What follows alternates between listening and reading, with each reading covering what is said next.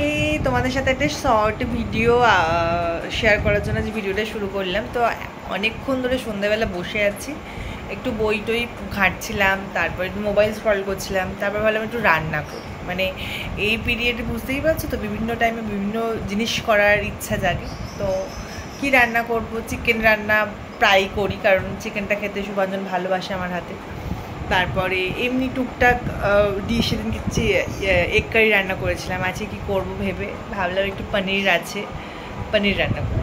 তো কি পনির রান্না করব, কারণ সবাই এই বাড়িতে ঝাল খায় না খুব একটা। তো শাহি পনির রান্না করব, যেটা একদম উইদাউট ঝাল। আমি কিভাবে বানাই, মানে দুধ পনির আর শাহি পনিরটা মিক্স আপ করে বানাই, ঠিক আছে? তো চলো তোমাদেরকে দেখাই আমি কিভাবে বানাই আমাদের রেসিপিটা। যদি আমি খুব বড় শেফ না, আর আমার রান্নার চ্যানেলও না, ডেলি ব্লগিংয়ের চ্যানেল, বাট আমি করব ভাবলাম, তোমাদের সাথে শেয়ারও করবো ভাবলাম। তো চলো রান্নাটা করা। তো আমি এখানে নিয়ে নিয়েছিলাম 400 গ্রামের মতো পনিরটাকে এরকম কিউবস করে কেটে নিয়েছিলাম, আর গোটা গরম মশলা, যেটার মধ্যে দারচিনি, ছোটো এলাচ, লবঙ্গ, তেজপাতা ছিল, আর জিরে গুঁড়ো, ধনে গুঁড়ো, আর একটু নুন চিনি নিয়েছিলাম। আর এটা হচ্ছে চাল মগজ, আর এখানে দুধ রয়েছে, র মিল্ক, আর এখানে হচ্ছে কাজু আর পোস্ত রয়েছে, আর এখানে একটা আদা বাটা নিয়েছিলাম, আর এইটা রয়েছে কসুরি মেথি। মোটামুটি এইগুলোই আমার মেন ইনগ্রিডিয়েন্ট। আর মশলার মধ্যে জিরে আর ধনে ছাড়া হচ্ছে ব্ল্যাক পেপার নিয়েছি, আর শাহি গরম মশলা লাগবে একটু রান্নার লাস্টে দেওয়ার জন্য, আর একটু ঘি লাগবে, ঘিটা আমি লাস্টেই দেবো। মোটামুটি এই কটা ইনগ্রিডিয়েন্ট লাগবে। শাহি পনিরে বেসিক্যালি অনেকেই দুধ দেয় না, বাট আমি দুটোকে মিক্স আপ করে আজকে বানাবো। তো ফার্স্টেই হচ্ছে চার মগজ, কাজু, পোস্ত, এগুলোকে হচ্ছে মিক্সার গ্রাইন্ডারে দিয়ে দিয়েছিলাম। তো এটা না একটু ড্রাই হয়ে যায়, তোমরা চেষ্টা করবে একটু জল দিয়ে বাটতে।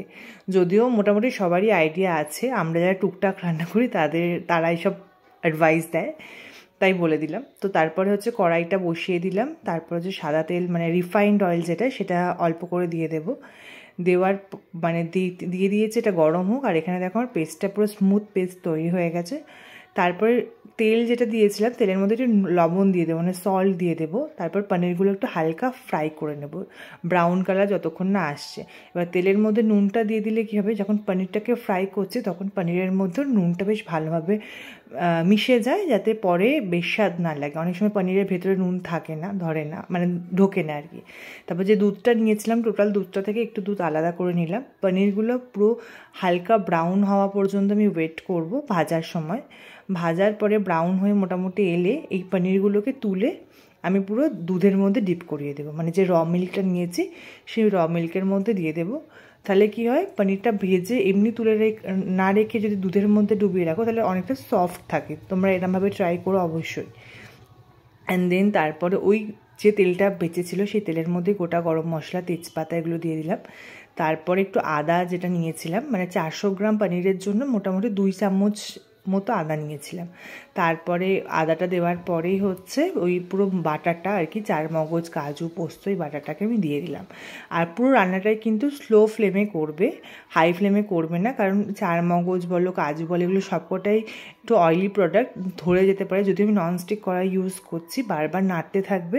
আর যারা অ্যালুমিনিয়াম কড়াইতে ইউজ করে তারা তো কন্টিনিউয়াসলি নাড়বে, একদম যাতে নিচে না ধরে যেতে দেবে না।